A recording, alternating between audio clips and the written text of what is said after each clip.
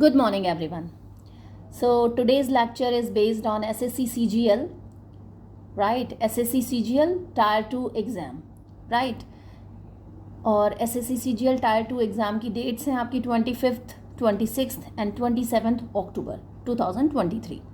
तो पूरा पहले तो हम लोग ये समझेंगे कि इंग्लिश का लेक्चर है, इंग्लिश का किस तरीके से इंग्लिश के क्वेश्चंस आएंगे, कितने नंबर के क्वेश्चंस आएंगे। So I am gonna show this पूरा एग्ज़ाम स्केड्यूल, आपका जो पेपर का पैटर्न होता है। I am gonna discuss this pattern with you. Section 2 जो है उसमें मॉड्यूल 1, इसमें आती है आपकी इंग्लिश लैंग्वेज एंड कॉम्प्रिहेंशन। ठीक है, नंबर ऑफ क्वेश्चंस जो हैं वो 45 हैं और वेटेज जो है वो है 35%। ठीक है, तो अच्छा खासा वेटेज रखता है ये सेक्शन सेकेंड में मॉड्यूल 1। ठीक है, and then SSC CGL Tier 2 paper 2 and 3 एक और पेपर आएगा।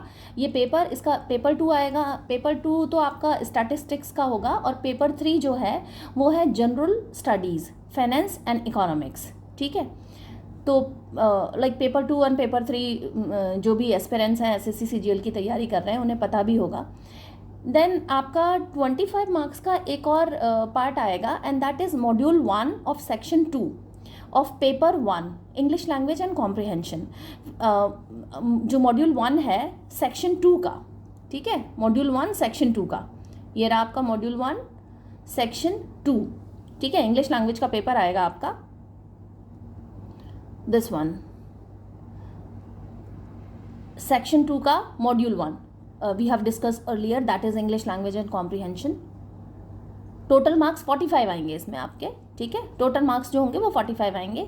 तो module 1 of section 2 of paper 1 English language and comprehension, fluency in the English language will be tested on the basis of this section of SSC CGL Tier 2 syllabus. Basic knowledge of English language in terms of following topics is necessary to get good marks in the section of the Tier 2 exam SSC CGL का।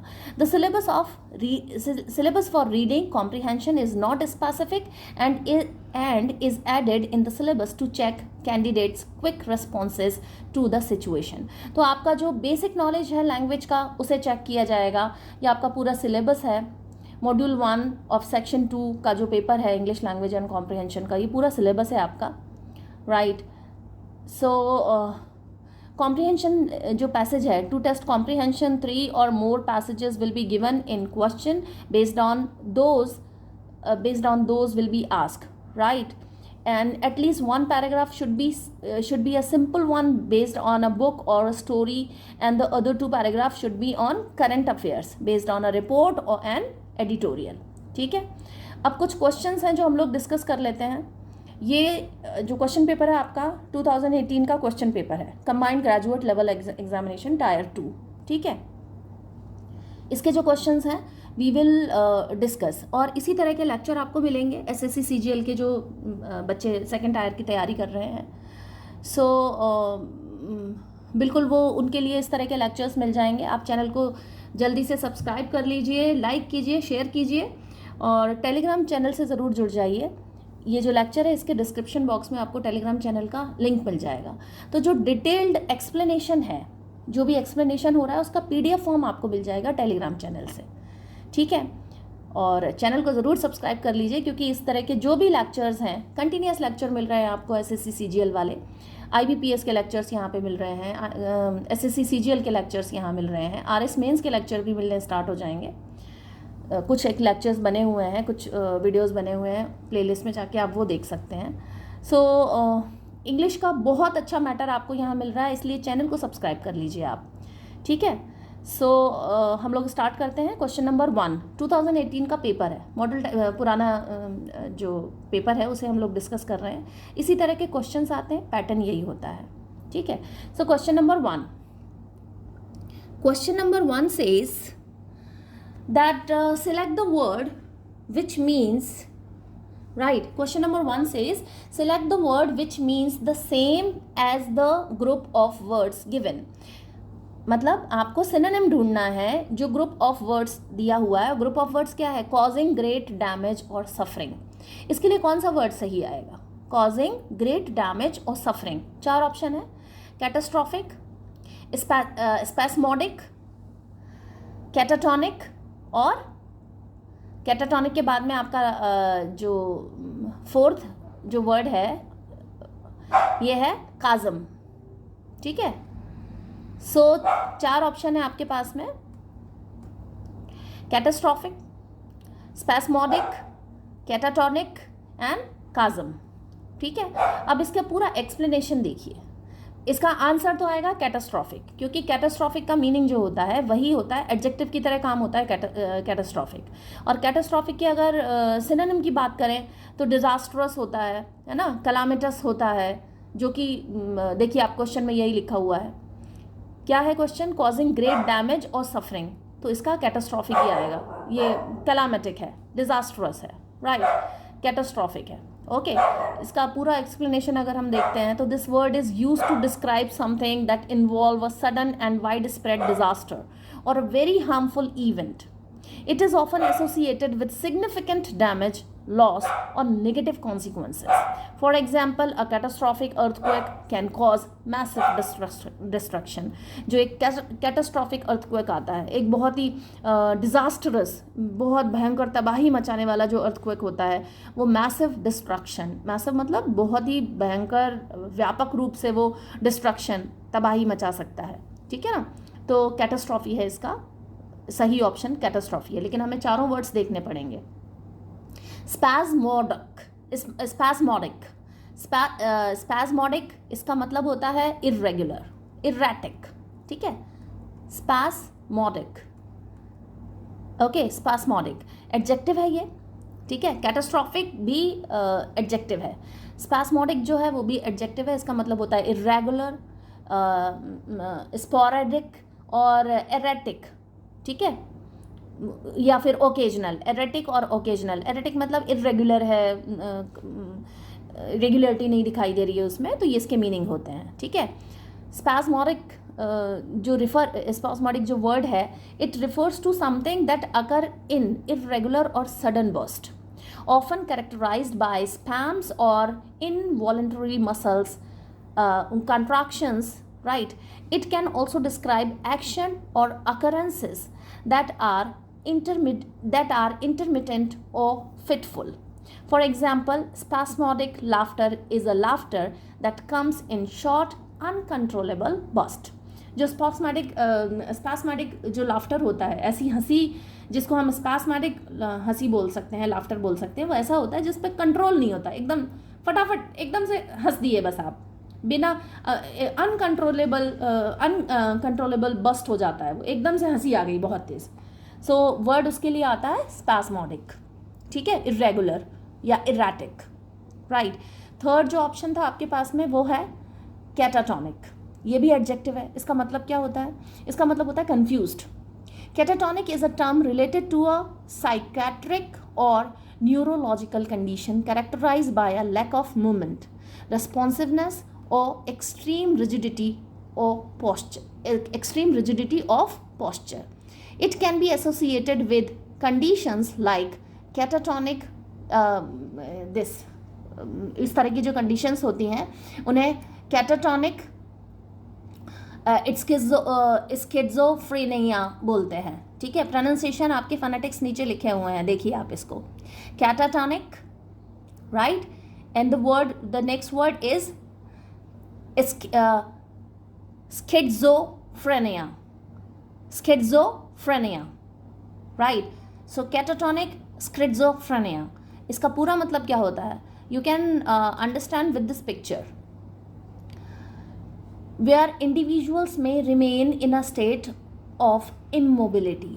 इस picture से आप समझ सकते हैं, जो doctor है वो एक पेशेंट को देख रहा है और पेशेंट का जो पोस्चर है वो मोबिलिटी नहीं है, उसमें मूवमेंट नहीं है, वो एक रिजिड हो गया है, ठीक है। तो उसके लिए ये वर्ड आता है। इस पिक्चर से आप समझ लीजिए और आप याद रखने में भी आपको आसानी रहेगी, राइट, कैटाटॉनिक।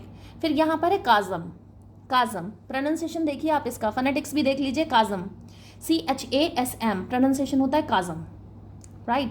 नाउन है ये काज़म मतलब होता है, काज़म मतलब एक कैनियन होता है, ठीक है, बीच में से एक दरार आ रही है, कैनियन जैसा बनता है, जोग्राफिकल टर्म है ये, कैनियन होता है काज़म।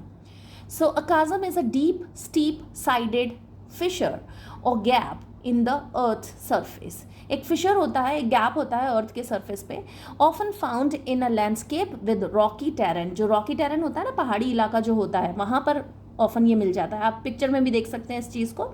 It can also be used metaphorically to describe a significant divide or gap between two things. हम इसको मेटाफोरिकल भी बोल सकते हैं, मतलब एक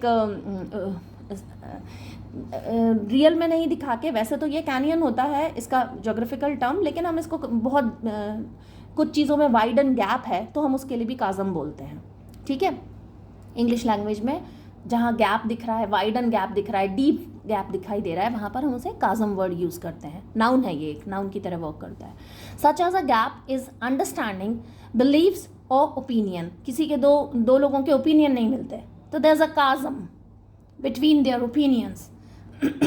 तो there is a chasm between their opinions, noun की तरह वर्क कर रहा है ये, ठीक है। For instance there can be a chasm between two generations when it comes to technology or cultural values. दो जो जनरेशंस हैं उनके बीच में ये काज़म हो सकता है टेक्नोलॉजिकल और कल्चरल वैल्यूज़ के बीच में। मतलब टेक्नोलॉजी जो नई जनरेशन है और पुरानी जनरेशन है, दोनों के विचारों में, ओपिनियंस में एक काज़म हो सकता है, एक गैप हो सकता है, जैसा कि गैप यहाँ पर आपको पिक्चर में दिखाई दे रहा है। ये ज्योग्राफिकल टर्म है, इसका मतलब कैनियन होता है, लेकिन ओपिनियन के बारे में भी हम काज़म वर्ड यूज़ करते हैं, ठीक है। So now the next question says given below are 4 jumbled sentences. 4 jumbled sentence दिए हैं, मतलब एक सीक्वेंस में नहीं है। Pick the option that gives their correct order. आपको ऑप्शन पिक करना है जो उनके करेक्ट ऑर्डर में मिले।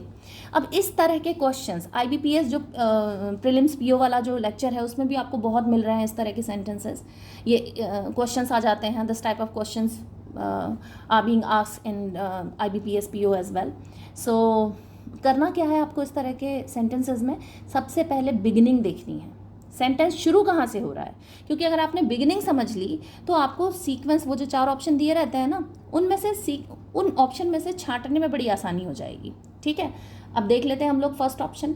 They also believe that one must not hold on two things. ये जो होल्ड ऑन टू थिंग्स होता है, इसका मतलब होता है टू मेंटेन फिजिकल और इमोशनल पोजेशन और कंट्रोल ओवर ऑब्जेक्ट्स। मतलब जो भी चीज़ें हैं ना उनके ऊपर अपना कंट्रोल रखना, फिजिकल या इमोशनल कंट्रोल रखना, तो hold on two things. They also believe that one must not hold on two things, control नहीं रखना चाहिए। If one doesn't use them and love them any more, ये इसका फर्स्ट है। दे ऑल्सो बिलीव मतलब वो इस पर बिलीव भी करते हैं, मतलब पहले कुछ और आया होगा इसके पहले, तो ये तो नहीं हो सकता, यहाँ से शुरुआत नहीं हो सकती, क्योंकि इसके पहले कुछ और भी बोला गया है, तभी तो ऑल्सो आया है यहाँ।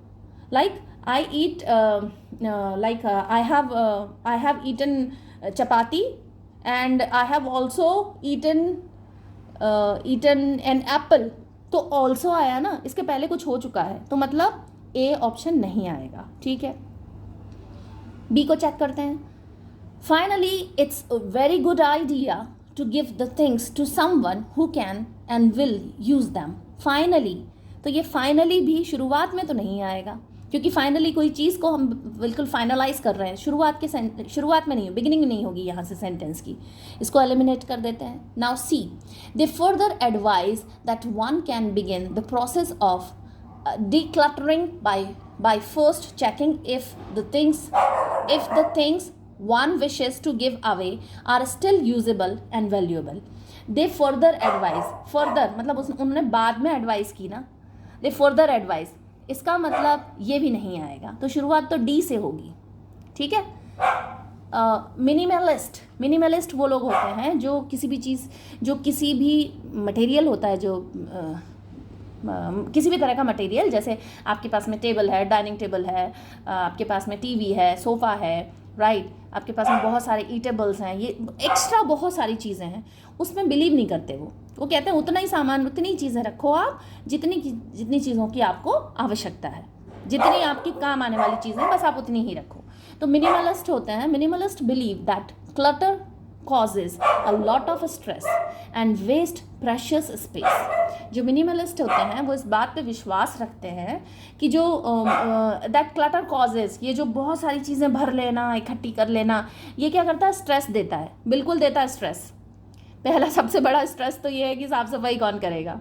दूसरा स्ट्रेस ये है कि इतनी सारी चीज़ें आपने अपने पास में रख ली हैं, उनको रिपेयर करने का, उनको ठीक से रखने का स्ट्रेस है, कोई चोरी नहीं हो जाए उसमें स्ट्रेस है, ठीक है। तो बहुत सारे स्ट्रेस दे देता है, वो मेंटल स्ट्रेस दे देता है। एंड वेस्ट प्रेशियस स्पेस, और जो प्रेशियस स्पेस है उसको भी वेस्ट करता है। डी तो यहाँ फर्स्ट आएगा ही, डी के बाद में अब देखते हैं क्या आएगा। ए सी डी, एक ही ऑप्शन है आपके पास में, नहीं डी के बाद में सी भी है और डी के बाद में ए भी है, तो डी के बाद सी यूज कर, सी को सीक्वेंस में लगा के देखते हैं। Minimalist believe that clutter causes a lot of stress and waste precious space.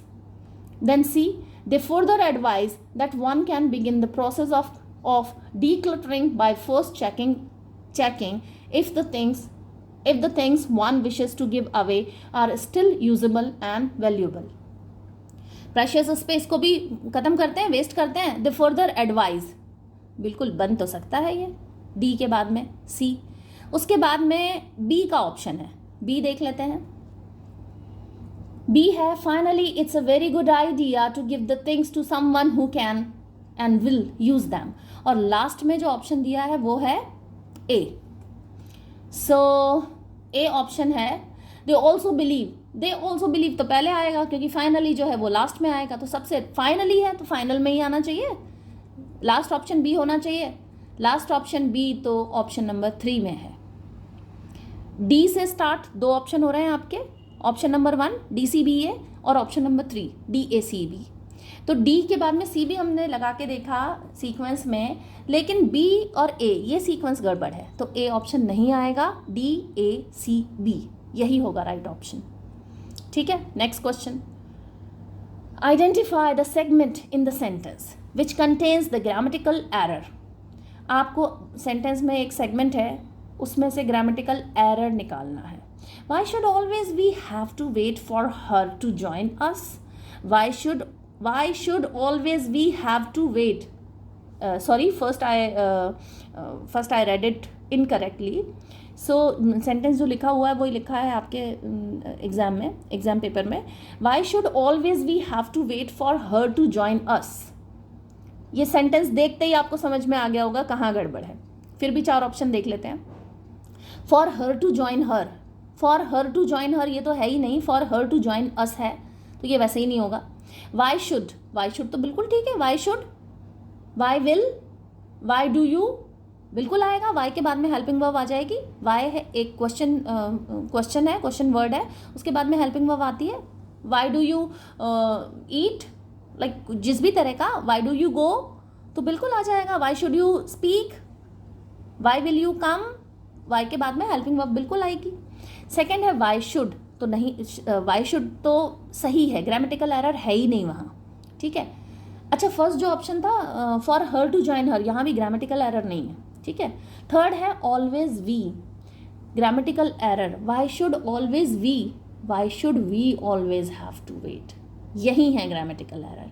क्या आएगा? Why should we always have to wait for her to join us. Have to wait में कहीं कोई गलती नहीं है, हैव टू वेट में grammatical कोई गलती नहीं है, तो आपका ऑप्शन हो जाएगा ऑलवेज। वी जो है वो गलत है, यहाँ आ जाएगा आपका जो सही आंसर होगा, why should we always have to wait for her to join us. Okay, next question. ये प्रैक्टिस सेशन है SSC CGL का। जितने भी ये पूरा काफ़ी सारे मॉडल टेस्ट पेपर आपको यहाँ पर सॉल्व कराए जाएंगे, और बिल्कुल डीप एक्सप्लेनेशन के साथ। और अगर आपको ऐसा लगता है कि कुछ और टॉपिक्स हैं कवर कराने चाहिए, ग्रामेटिकल टॉपिक्स हैं, पूरा का पूरा टॉपिक लेना चाहिए, तो आप डिस्क्रिप्शन बॉक्स में कमेंट बॉक्स में कमेंट करिए, कमेंट करके बताइए कि क्या टॉपिक आपको डिफ़िकल्ट लगता है और उसके ऊपर आपको चाहिए कि पूरा एक्सप्लेनेशन, अच्छे से एक्सप्लेनेशन हो जाए। कमेंट कर दीजिए, so that it will be very easy to me to understand that what are the difficulties you are facing, right. So next question की तरफ बढ़ते हैं हम लोग। Question number 4 says choose the most appropriate option to change the narration. Narration मतलब वो direct indirect, उसको narration भी बोलते हैं। सो मोस्ट अप्रोप्रिएट ऑप्शन निकालना है आपको डायरेक्ट से इनडायरेक्ट में ऑफ द गिवन सेंटेंस। तो ये जो लिखा हुआ है the priest said to me, ये डायरेक्ट है। Comma inverted comma, you have committed a cardinal sin. ये कार्डिनल सिन मतलब क्या होता है? The term cardinal sin refers to a severe और fundamental moral or ethical transgression. It is often used metaphorically to describe actions or behavior that are considered extremely wrong or unacceptable. ये होता है cardinal सिन, बहुत ही भयंकर morality के against कोई काम कर देना, बहुत ही खराब काम कर देना, दैट इज कार्डिनल सिन। तो सेंटेंस है आपका, the priest said to me, comma inverted comma, you have committed a cardinal sin. जो प्रीस्ट है उसने मुझसे कहा कि तुमने तो कोई कार्डिनल सिन कमिट किया है, कोई ऐसा गहरा भयंकर कोई सिन किया है आपने। ठीक है, अब इसका इनडायरेक्ट कैसे बनाएंगे? इनडायरेक्ट आप ऑप्शन देखने के पहले अपना खुद का इनडायरेक्ट बना लीजिए। The priest said to me तो क्या हो जाएगा? Priest told me. अब यू की जगह मी क्या है? ऑब्जेक्ट है। और सन 1 2 3 I have given a lecture on this direct and indirect. आप प्लेलिस्ट में जाके देख लीजिए, ग्रामर का पूरा जो पार्ट है वो करवाया हुआ है तो आपको वो देख लेना है। उसमें सन 1 2 3 होता है। सन मतलब सन 1 2 3 सब्जेक्ट ऑब्जेक्ट एंड नन। तो फर्स्ट 1 2 3 मतलब फर्स्ट प्लेस पे, सेकंड प्लेस फर्स्ट पर्सन है, सेकंड पर्सन है और थर्ड पर्सन है। अब आप यहाँ पर यू हैव कमिटेड, कौन सा पर्सन है? सेकंड पर्सन है, तो किसके हिसाब से चेंज होगा? ऑब्जेक्ट के हिसाब से। The priest told me that, I have की जगह क्या हो जाएगा? You have committed past perfect है, तो किस में चेंज हो जाएगा? सॉरी प्रेजेंट परफेक्ट है, you have committed present perfect है, तो चेंज किस में हो जाएगा? पास्ट परफेक्ट में। तो क्या बन जाएगा? The priest told me that I had committed a cardinal sin. The priest told me that I had committed a cardinal sin. Option number 1 right option है। ठीक है, नेक्स्ट क्वेश्चन।